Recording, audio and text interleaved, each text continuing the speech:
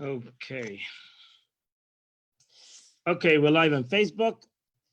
Good evening, everybody, to our second class in the course of Days Are Coming. Wonderful class. Hopefully, everybody got their books, those who ordered them last week. And as I say, you can still order them, and we'll get it out to you. So you'll have it by the next class because you are going to enjoy the class and much more if you have the book, and you will also be able to have this book for future references.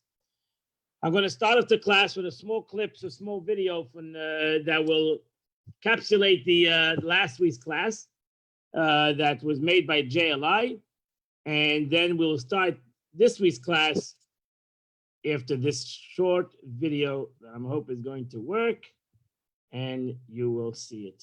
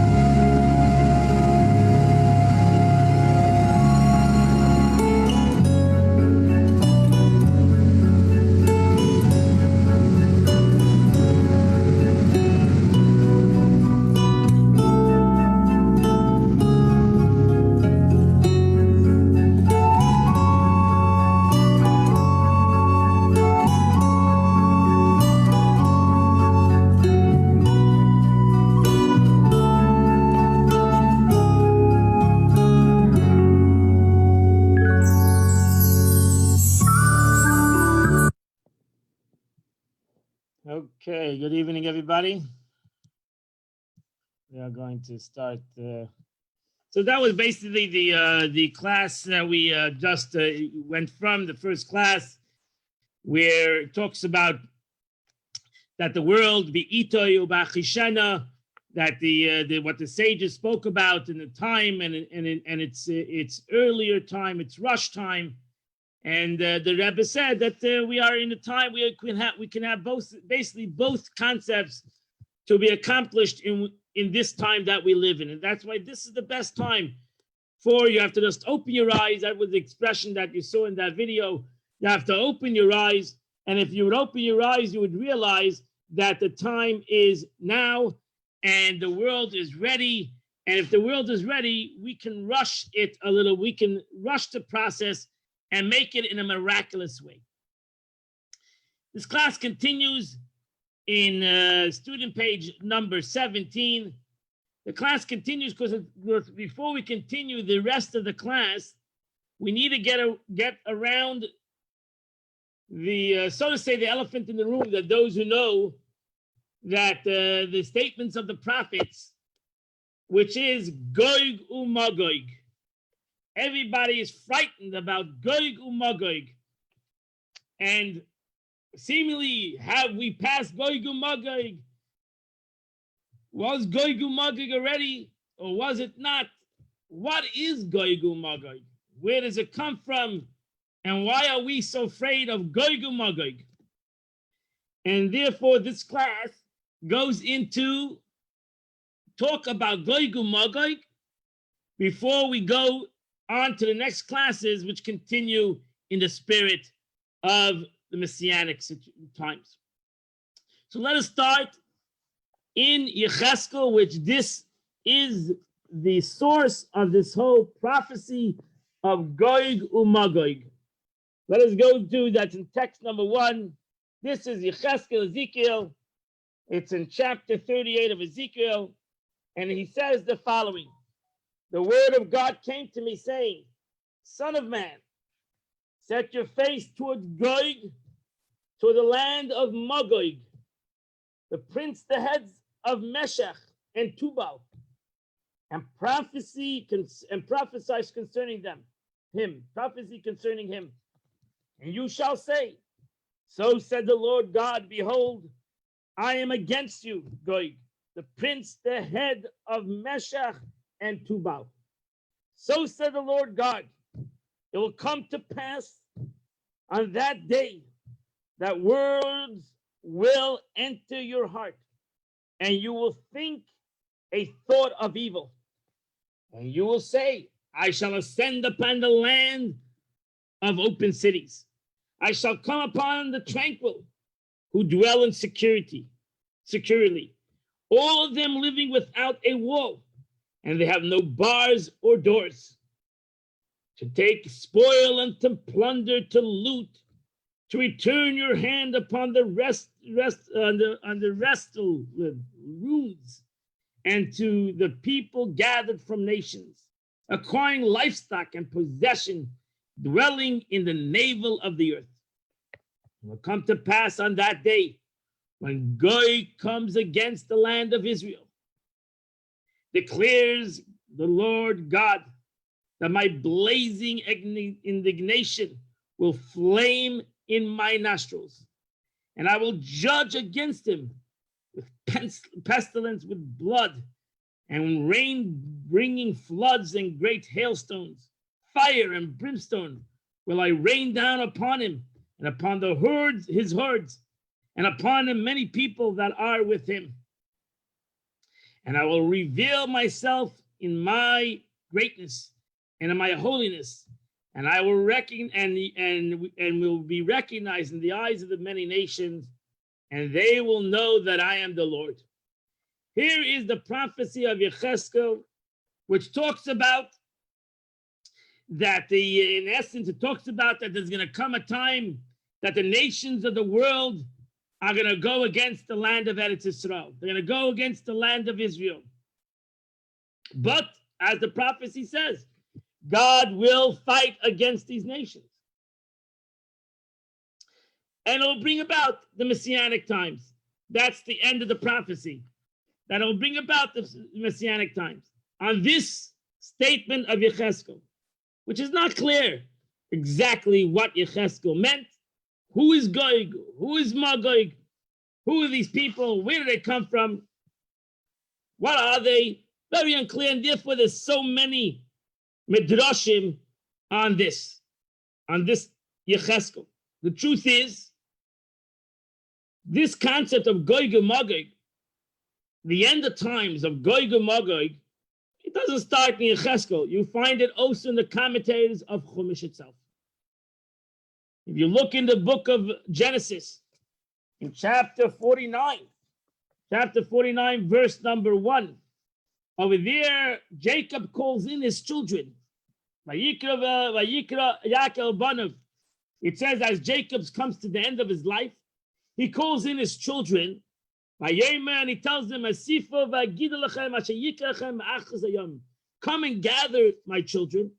I'm going to tell you what's going to happen at the end of days. And on this, the Medrash says, he prophesies to them Gog and Magog. He told them what's going to happen with the situation of Gog and Magog. That was, we have a Medrash, that's in Genesis. If you look later in Deuteronomy chapter 11, verse number 26, you can look up the story there about these two guys, Eldad and Moidad. Eldad and Moidad, God came upon the people and they started to prophesy. And Yeshua comes to Moses and he says, Eldad and Moidad, these two guys, Misnabim Mamachna, they are prophesying in the tent. They're prophesying to the other Jews. What are they prophesying? There are many commentators on that. What was their prophecy? And there is a medrash on that too. There's commentary on that too. That what were they prophesying? Gog umagog. They were prophesying what would happen at the end of days, and what would happen in the Achas Yom, the end of days, with the story of Gog umagog. These nations that are going to come upon the Jewish nation at the end of days. So we have it. This concept is not only in Yecheskel. We see that we have it in the beginning of Genesis, in the story of Jacob. The truth is that those say that Gog and Magog is Lavan. We say it in the Haggadah. Lavan bikesh la'akir akar. Lavan wanted to destroy everything. He was Gog and Magog. He was the Gog and Magog. As I said, there's many ways to look at it. But the truth is, in the Yecheskel itself, it's not clear when Gog and Magog will be. And even in the period of when Gog and Magog is going to be, there's many arguments. There's many arguments. You can take it at face value that Gog and Magog will happen before the coming of Mashiach. But actually, the Rambam, Maimonides, he holds Gog and Magog is going to happen after the coming of Mashiach. So you have the Rambam himself. There are those who hold that it's not going to happen after the coming of Mashiach. It's going to happen before and continue as into the coming of Mashiach. So you have that interpretation of that's when it's going to happen. And therefore, there are some that say, my friends, we don't know when it's going to happen. Maybe it happened already. We don't know. We don't know when it's going to happen. We'll have to wait and see when it happens. And that's what you have in text number 2 on page 19 in your book. The statement of Rab Meir Leibush Weiser. Rab Meir Leibush Weiser. He says, this designated day is hidden and closed. For God did not reveal it to the prophet, any prophet, not even to Yecheskel, didn't tell him. Nor has anyone ever uttered it. When is this Gog and Magog? The vision had not yet occurred in this world. Only when the events happen and the spoken day will arrive, the matter will be clear. So therefore, what do we know? What do we have an understanding of this whole concept of Gog and Magog when it's basically we'll have to, maybe when Mashiach comes, we were told that it happened. There are those that say it was World War I. There are those that say it was World War II. We can all say whatever we want to say because we, in essence, all don't know exactly. And therefore, we can all project and decide on our own merry way, when is Gog and Magog going to happen? Who is Gog and Magog? Who is this Gog and Magog? Is there a nation called Gog?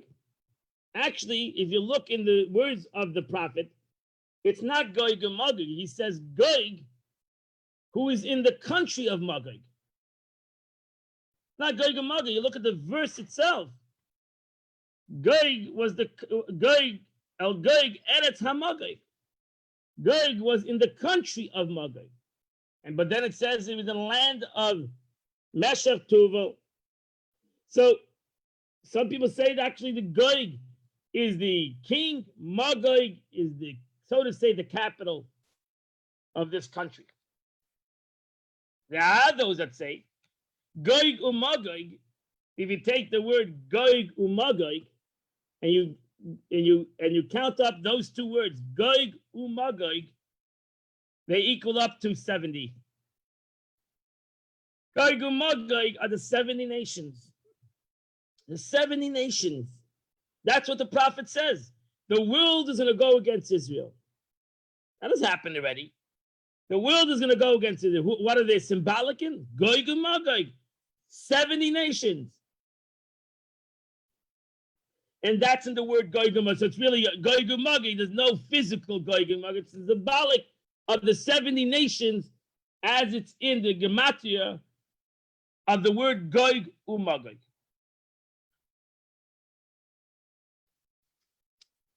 So therefore, you look in text number 3, the name Rabbi Meir Levush, same rabbi, repeats itself. The name Gog and Magog have already been forgotten.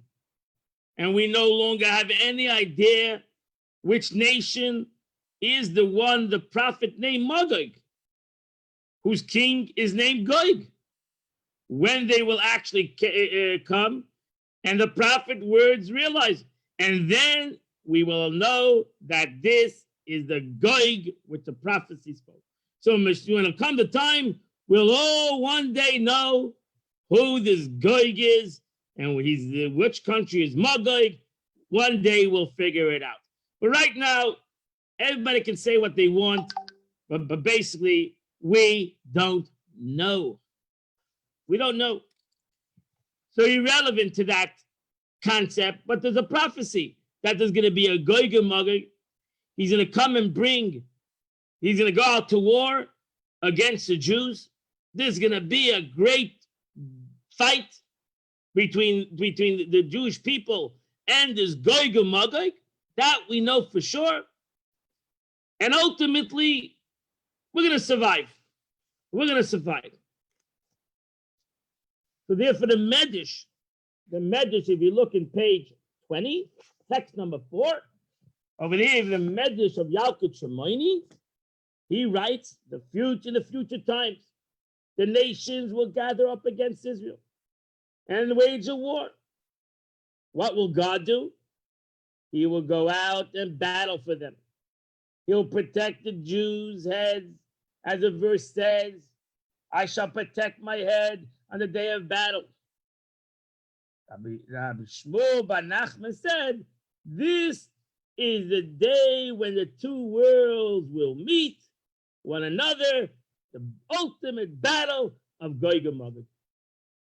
There's going to come a battle. There's going to be such a thing, a battle between the nations of the world and the Jewish nation, and the Jews will survive. The Jews will survive.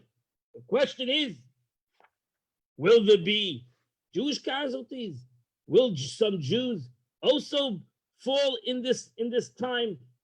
And it's not clear. That either is not clear. There are some who say some Jews will fall, and there are some that say the Jewish people will survive totally. So it's also an unclear situation. Exactly what is going to be. We know that's going to be a war. It's going to be a terrible time, but Jews are going to survive for sure, and the nations will come to their knees, as the verse in the Yechezkel, the original place of this prophecy, is that ultimately the nations of the world are going to come to the realization that God is the king of the world, and that's going to be the outcome. We know for sure the positive outcome ultimately of Gog and Magog. That's for sure. We know the positive outcome of this situation. So that's a beautiful concept. Beautiful concept. Whatever it is, it's a beautiful concept in the prophecies. And as I said, there's so many arguments in the sages themselves, exactly the exact story or the exact situation, what is going to happen. So really the question is, so what is the point?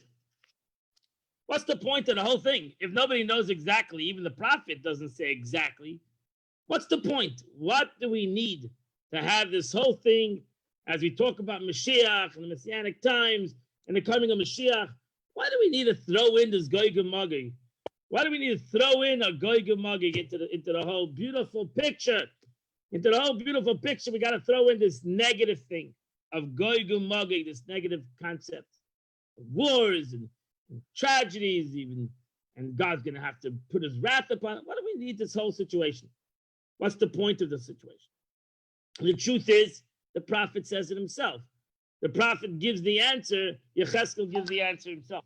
Because Yecheskel says, the whole point is to revelation of God. That's the whole point. The whole point of Egypt, as the Torah says, if you go back to the story of Egypt, the whole point of the plagues and everything God says, it's for one point, to prove that there's a God in the world. Not only to prove there's a God of the Jewish nation, but to prove that the God is the God of the world. That is the whole thing. That's what we have to, that's what has to go through. Not only the Jewish people have to have a yearning for Mashiach and have to understand that the world needs to have a godliness in the world and needs to be a more godly world. The nations of the world need to learn that too. They also need to go through this concept to ultimately rectify themselves and to be able to elevate the world. Because the Jewish people cannot elevate the world to be a more spiritual world if the world is not going to elevate itself. So therefore, we need to have these two processes. And therefore, the Torah says, Goy Magoi, where the world needs to be changed. And the nations of the world, the big powerhouses in the world, need to get through their heads that, hello, you're not the balabas, you're not the boss of the world. There's a God in the world. That needs to be accomplished through this Goy Magoi. That's what the whole purpose is. That's really where it starts, and that's really where the whole reasoning is.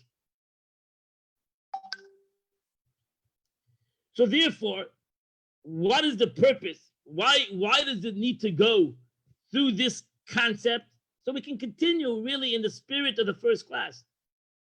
Because the struggle between Choshech and Or, the struggle between light and darkness, is not a new struggle. This is a struggle from the beginning of time, from the first day of creation. The struggle between light and darkness. And how do we bring about the aspect of more light in a dark situation? How do we bring the aspect of redemption in a gullus, in an exile situation?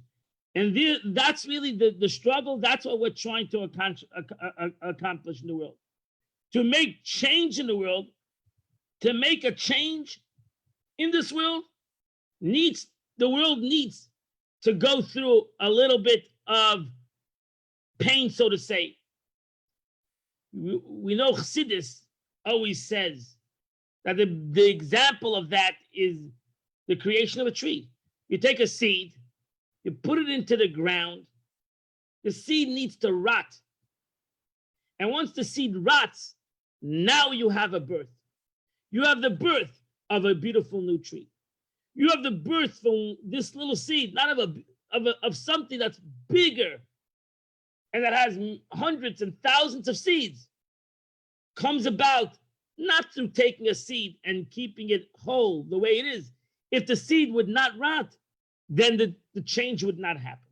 Sometimes we need that concept within the world to, so to say, go through a little bit of change, a little bit of self-work, a little bit of cleansing, so to say, so that the world can be able to bring about a new reality. And the truth is, if you learn Chassidut, if you come to the Tanya classes, you all will know the statement of Shlomo Melech, King Solomon, who said, I've seen the greatness of light from darkness than light from light. Light from darkness. If you take darkness and you reveal the light in it, you break the darkness and you reveal the light, that is true light. So this is as explained by the Maharal MiPrague. Beautiful, we have two beautiful texts from the Maharal MiPrague, Rabbi Yehuda Lowy, who said, all new creations come after destruction of old reality. Thus, there must be something that causes utter destruction of the current reality prior to Mashiach's revelation. It must be completely removed, and then the new reality settles in. That's the way the Eibishter made the world. That's the way God made the world. There needs to be a creation of a new entity. The truth is, we see that in marriage.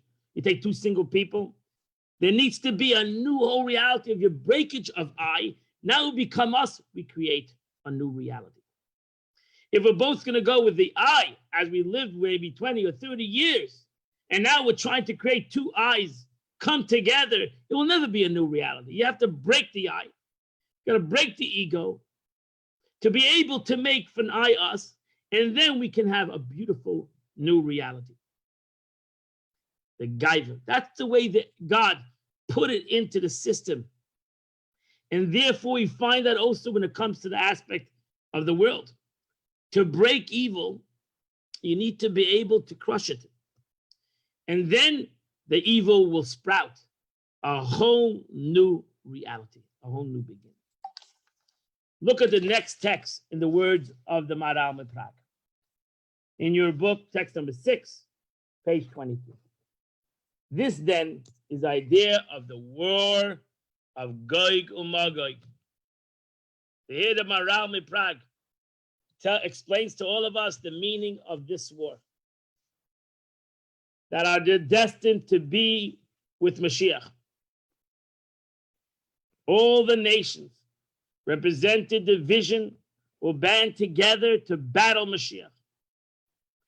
Who's the king, who is the king and one unified nation of the Jews. This is the real war. The war is the world is going through a cleansing period. A world that wants to be divided now wants to be united. To bring this unity is not easy. There's going to be a lot of clashes. Sad, but you can almost say today, to bring unity in this country, this is very tough. This is not easy. We all want unity. United States of America. But there's such division. There's such a Yetzer Hara for division. There's such an evil inclination for division. How do we bring about unity when there is division? And that's the struggle. That's the Gog and Magog. Gog and Magog is 70 nations. Bring it, and the Eibishter says, really, there's one world. It's one human race that has many aspects to it. The Jewish nation, 70 nations, but really they're one. It's all one. They have one God. They have one purpose in this world, to make this world a better world. How do you take from such division and bring it, crush it into one? That takes a lot of effort and sometimes a lot of clashes. Thus, the battle of Gog and Magog is really against God, for He is the one, and He is the one that unites Israel. In the Messianic era, when God and His name will be completely one, the forces of evil will rise up and oppose God's rule. He said, "No, we don't want one. We don't want oneness. We want separation." The forces of Mashiach's kingdom is, by definition, unstoppable. And so He will rule over all nations. For Mashiach will overpower them and remove the powers of evil and eradicate the Yetzer Hara, the evil inclination. It emerges from all the above that the war of Gog and Magog is to remedy the deficiency of this world. And then the Yetzer Hara will be removed as well. When the world will go through its own inner battle, then evil will be eradicated from the world, and the world will become one entity. And that's the way the Maharal MiPrague looks at the whole prophecy of Gog and Magog. What is the meaning of this prophecy of Gog and Magog? My friends, the Alter Rebbe, in the next statement of the Alter Rebbe, The Alter Rebbe brings it more to home. He brings it more to the concept of our personal struggles. Now look at with the Alter Rebbe, the text of the Alter Rebbe, in text number 7, page 26, 25 of your book. The Alter Rebbe says the following statement. Why is the current exile so long? The Alter Rebbe asks a question. Why is the current exile we are in? It's over 2,000 years. Mitzrayim was 210 years. Destruction of the first temple was 70 years. We're now in over 2,000 years in exile. This is like taking very long. So listen how the Alter Rebbe answers this question. Very good question. So he says, during the time of the first temple, when the prophets would rebuke the Jews, they would not deny their wrongdoings. Their perjury was out in the open. And they would say outright that they wished to serve idols. That was a struggle by the Jews, even in the first temple. Till great leaders of the Jewish nation, great kings, put actually idols in the temple. Can you imagine that Jewish leaders today would put an idol in the temple? It wouldn't happen. But you can, in the times of the first Beis Hamikdash, they put idols in the temple, in the Beis Hamikdash, Menashe, Menavot, whatever. And Jews struggled. It was a great struggle for the Jews, idol worship. And at that time, evil forces were very strong. Up until the point that when the men of the Great Assembly eradicated it, so the men of the Great Assembly, the Gemara, the Talmud says that the Anshe Knesset Gdolah, the rabbis of the Great Assembly, got together. They realized this power of Avodah Zarah, of idol worship, is just too powerful. So they got together and they prayed to God to eradicate Avodah Zarah, idol worship, of the Jewish nation. And you know what? They accomplished it. They took away idol worship from the Jewish nation. That's why we know not too many Jews. I don't know any Jews that are bowing to cows anymore. It's not doing that anymore. But at the time, I mean, even today, they're finding artifacts of little cows, of idols, from the first Beis Hamikdash. The times of the first, the Jews had these little idols. They couldn't give up these idols, these little cows, and they would bow down to these little gold cows. It's hard for us to understand it. The Gemara even writes, some of these, like Menashe, who was a king, came down to a town, and he said, you can't imagine the taiva we had to bow down to these things. It was such a desire that we couldn't control it. So the rabbis of the Great Assembly, the Anshe Knesset Gdolah, which is the Sanhedrin, got together and they took it out. Thus, it was easier for them to repent, for it isn't much to wait for. Either this one wins or the other. So in essence, once they took away the taiva, the real rooted desire for the Jews, so it was easier for the Jews to get rid of Avodah Zarah. And we got rid of Avodah Zarah from our midst. That was so. In the time, it's the Alter Rebbe says, at the time of the temple, that there was such light. There was also very strong opposite of light. And when a Jew sinned, he knew he sinned, and they said, could not control himself. I have to sin, almost. By contrast, the Alter Rebbe says, this current exile is represented by Lavan the Aramean. I mentioned last time, Lavan was a tricker. He was a guy whom Jacob lived 20 years until he was able to subdue him. Jacob took time, lived with Lavan for 20 years, and Lavan Gaiti, with Lavan I sojourned, with Tayag Mitzvah Shamarti, but the 613 commandments I kept. Lavan was called a sneaker, a ramai, tricker, guy who fooled people. So as long a time before Laban was a trickster and a swindler, in other words, the Jew would know that that with one sin, he exercises himself from the Jewish people of God. You would know that one sin sunderhins a little bit from God. One little sin, we talk ourselves in. We're like Lavan, who talks ourselves in. Don't worry, God can handle this sin. It's not so important. Even though the Torah says don't do it, but we talk ourselves in that it's all right. So we talk ourselves in. We're like Lavan. We talk ourselves into things that are not true. He would never commit a sin. Nobody, Alter Rebbe says, nobody openly says, I know it's a sin, and I'm going to do it anyway. Very few Jews. But he fabricates excuses, convinces himself that the sin has no impact. That's the Yetzer Hara today. The Yetzer Hara today is not, the evil inclination today is not, I'm going to do the sin. The evil inclination today is, it's not a sin. It's not so bad. It's wonderful. Good. It's fine. So what happens when you have such a situation? It turns out that the evil is hidden and cunning. The Yetzer Hara, the evil inclination, fools him to the extent that he doesn't even realize it's bad.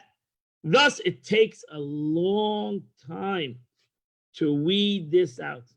When you do not know what is right and wrong, and everything's one big mix-up, now it's much difficult to separate what's right and wrong. What is good and what's evil? It's very difficult. You almost get fooled, God forbid, and think what is right is wrong and what is wrong is right. And when you're in that situation, the Alter Rebbe says, it's very hard to rectify it, very hard to change it. How does one change something he doesn't think it needs to be changed? How does one change something evil when he doesn't think it's so evil to begin with? And so Jacob had to live with Lavan for a long time. However, later when Esav will regreet him in the future shadow down with Gog and Magog, when the Yetzer Hara will stand in open defiance, it will be speedily eradicated. So that's the prophecy the Alter Rebbe says. The Alter Rebbe says one day it's going to come a time evil is going to rear its head. When evil rears its head, we'll be able to change it. Right now, it's very difficult. What is evil and what's good? What is true and what's false? Is there truth? Is there a false? We live in such a lost time that nobody knows what is right and what's wrong. Nobody knows what is good and what's bad. We can talk ourselves in that bad is good. But when it will be revealed that bad is bad, then you'll be able to knock it down. It'll be easy to knock it down. And that's the way the Alter Rebbe looks at Gog and Magog. That Gog and Magog is going to be a time that evil is going to rear itself, and people will not be able to fool themselves to say that this is good, because everybody will see it's evil. The world will see it's evil. Today, you know what is good, and you know what's the opposite of good, I believe. It's hard to imagine that people fool themselves that BDS is a good thing. It's against Jewish people. It's clear. Clear as day. And therefore it needs to be eradicated. Any person, people try to hide anti-Semitism against Israel. Anti-Semitism against Jews. Oh, we love Jews, but we don't like Israel. What are you trying to fool the world? It's clear. You can see it on YouTube. Everything is clear. When a nation of the world goes out against the Jewish people, everybody knows it. It's not like years ago, somebody can be terrible and nobody knew. The rest of the world didn't know it. Today, anybody who says something evil, bingo, it's across the world. Throughout the entire world, everybody sees it. There's no secrets today. And therefore, it's easy to go against this evil. It's much easier to eradicate this evil. But then the Rebbe goes even further. And he says, the truth is, Gog and Magog is in each and every one of us. Because, my friends, it's interesting that there's 70 nations. Why are there 70 nations? You know, there's more than 70 nations, but in general, they're all combined within the 70 general nations. Shivan, there's seven umas, Shivan umah, there's 70 nations. Gog and Magog is 70 nations. Because 70 are 7 emotions. The 7 emotions, each emotions in Kabbalah and Chassidus, each emotion has 10. So it's 7, each one is 10, is 70. And that's the struggle. That's my personal struggle with the 70 nations, the 7 emotions, my 7 personal emotions. That's the Gog and Magog that I need to struggle with. And therefore, if you go to the last text of this class, on page 29, text number 9, he says, the Rebbe, this is the Lubavitcher Rebbe. The Rebbe says the battle of Gog and Magog is in a personal sense, represents every individual struggle with the 7 negative impulses. Each of these compromises 10 different strains, represented 70 nations.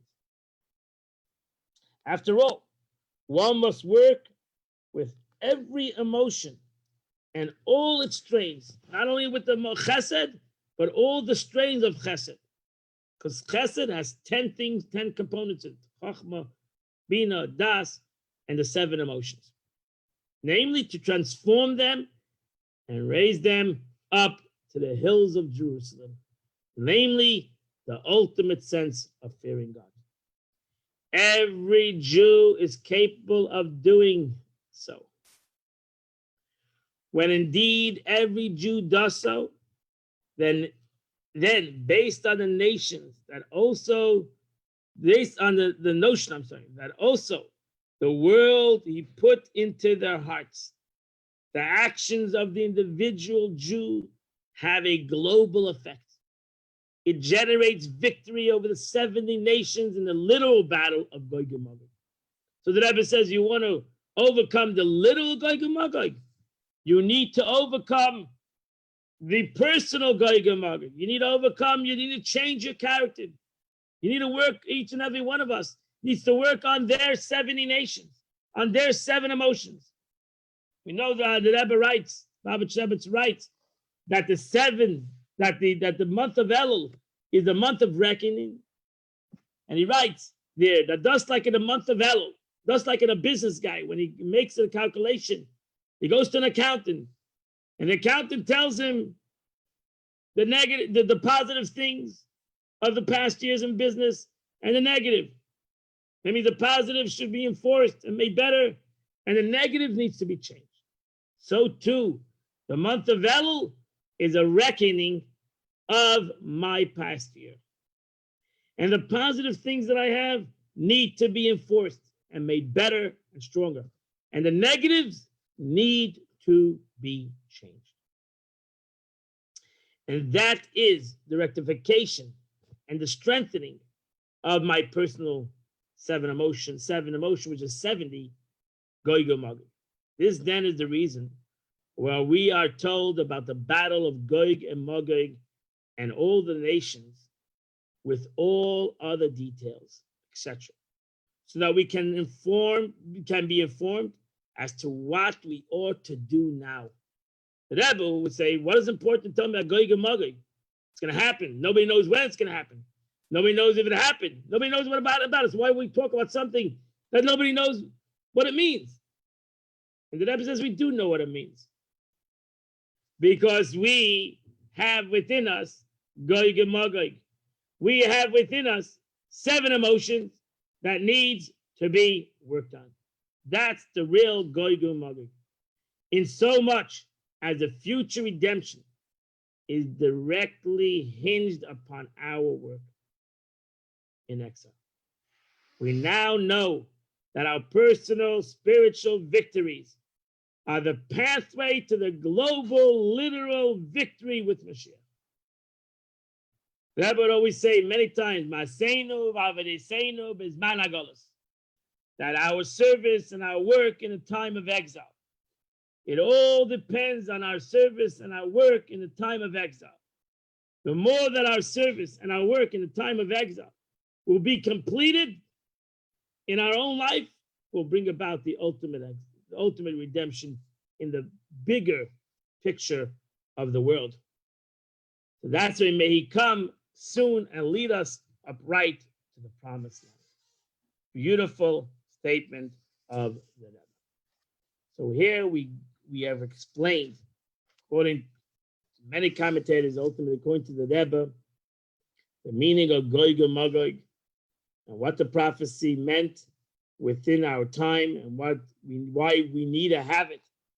Even if you want to say Gog and Magog will be before the coming of Mashiach, we need to change ourselves. We need to change the world, and we need to ultimately make this world. And I believe, as the Rebbe said, we have, and that's why the Rebbe always would say bechesed u'berachamim, that even there's going to be, might be Gog and Magog, but it will be done, since the world be rectified, it will be done with kindness, chesed, berachim, kindness and mercy. And the Rebbe said we saw that a little bit when the downfall of communism. When communism collapsed, it was 70 years of pain and suffering of those people that lived under communism, especially the Jewish people who lived under communism, who were a constant pain and suffering for years and years and years, and the whole thing dropped without a shot. The whole thing fell apart without anybody getting hurt. And that is bechesed u'berachamim. That is, that we don't need to have even Gog and Magog, that the world will change and people will become better. And they'll need to go through some crushing. They will come better, bechesed u'berachamim. And so too, you see throughout the world is becoming a better world because people want a better world. And therefore, they don't need to go and fight for a better world, but actually the world and all the negativity in the world is changing to become an unbelievable world. My friends, with this, we are ready for the next part, next class, class number 3, Elijah the prophet. We all, on Pesach, go and greet Elijah the prophet. We all go greet him. We're all excited about Eliyahu Hanavi. Eliyahu Hanavi, Eliyahu Tishbi. Eliyahu the prophet, Eliyahu is going to announce and bring about the coming of Mashiach. What is Eliyahu Hanavi? What is the meaning of this whole concept of Elijah? It's a phenomenal class next Tuesday night, 7:30. You don't want to miss the 3rd class. So I always tell you again, if you don't have a book, get that book, because you don't want to miss the 3rd class. God bless you. Let's hope that we will only have a good Chodesh this Thursday and Friday is Rosh Chodesh Elul, the month of Elul. We shall have a wonderful, beautiful Chodesh Tov, and that in the preparation 30 days for Rosh Hashanah. We shall have a Ksiva, V'Chsima Tova, and a Shana Tova Mesukah, and a beautiful sweet year.